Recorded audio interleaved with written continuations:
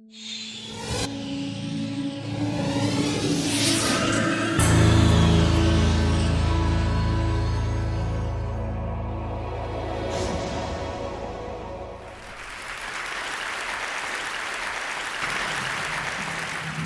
alaikum. Welcome to Doha. I'm in charge of making this country food secure.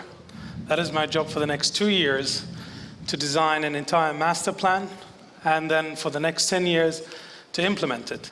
Of course, with so many other people, but first I need to talk to you about a story, which is my story, and about the story of this country that you're all here in today. And of course, most of you have had 3 meals today, and probably will continue to have after this event. So, going in, what was Qatar in the 1940s? We were about 11,000 people living here. And there was no water, there was no energy, no oil, no cars, none of that. Most of the people lived here, either lived in coastal villages, fishing, or nomads, roamed around with the environment, trying to find water. None of the glamour that you see today existed. No cities like you see today in Doha or Dubai or Abu Dhabi or Kuwait or Riyadh. It wasn't that they couldn't develop cities, resources weren't there to develop them. And you can see that life expectancy was also short. Most people died at around the age of 50. So let's move to chapter 2, the oil era. 1939, that's when they discovered oil. But unfortunately, it wasn't really fully exploited commercially till after the Second World War. And what did it do? It changed the face of this country, as you can see today and witness. It also made all those people who roamed around the desert, looking for water, looking for food, trying to take care of their livestock, urbanize. You might find this strange, but in my family, we have different accents. My mother has an accent that is so different to my father, and we are all a population of about 300,000 people in the same country. There are about 5 or 6 accents in this country as I speak. And someone says, how so? How could this happen? Because we lived scattered. We couldn't live in a concentrated way simply because there was no resources. And when the resources came, be it oil, we started building these fancy technologies and bringing people together because we needed the concentration. People started to get to know each other.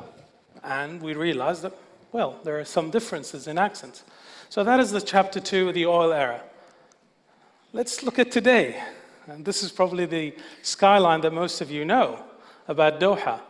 So what's the population today? It's 1.7 million people. That is in less than 60 years. The average growth of our economy is about 15% for the past 5 years. Lifespan is increased to 78. Water consumption has increased to 430 liters, and this is amongst the highest worldwide. From having no water whatsoever to consuming water to the highest degree, higher than any other nation. I don't know if this was a reaction of the lack of water, but what is interesting about the story that I've just said? The interesting part is that we continue to grow 15% every year for the past 5 years without water. Now that is historic. Never happened before in history. Cities were totally wiped out because of the lack of water. This is history being made in this region. Not only cities that we're building, but cities with dreams, people who are wishing to be scientists, doctors, build a nice home, bring the architect, design my house. These people are adamant that this is a livable space, when it wasn't. But of course, with the use of technology. So Brazil has 1,782 millimeters per year of precipitation of rain. Qatar has 74, and we have that growth rate. The question is how? How could we survive that? We have no water whatsoever, simply because of this gigantic mammoth machine called desalination. Energy is the key factor here. It changed everything. It is that thing that we pump out of the ground, we burn tons of. Probably most of you used it coming to Doha. So that is our lake, if you can see it. That is our river. That is how you all happen to use and enjoy water. This is the best technology that this region could ever have, desalination. So what is the risks? Do you worry much? And I would say, perhaps if you look at the global facts, you will realize that you of course have to worry. There's growing demand, growing population. We've turned 7 billion only a few months ago. And so that number also demands food. And there's predictions that will be 9 billion by 2050.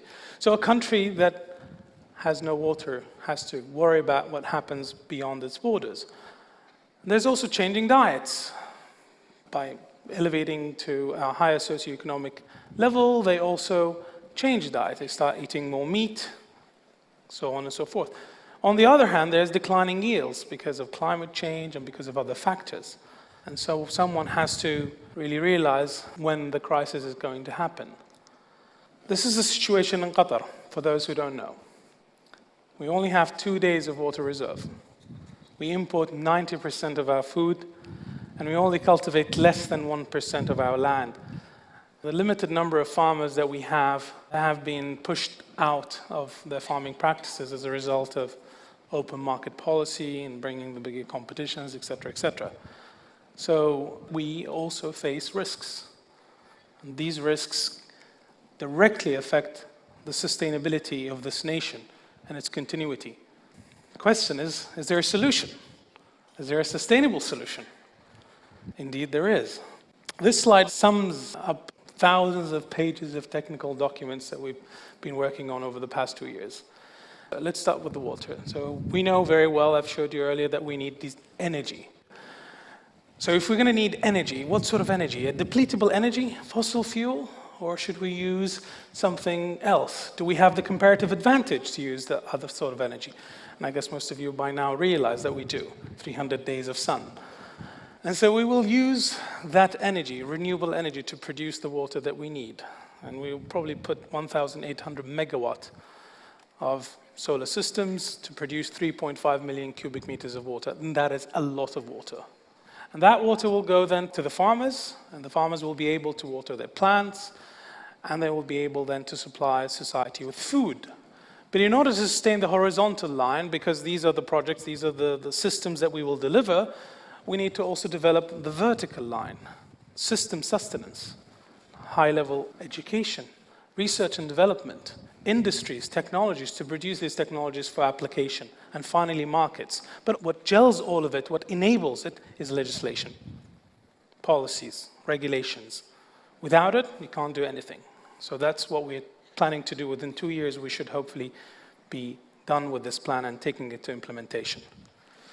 Our objective is to be a millennium city, just like many millennium cities around. Istanbul, Rome, London, Paris, Damascus, Cairo. We're only 60 years old, but we want to live forever as a city, to live in peace. So thank you very much.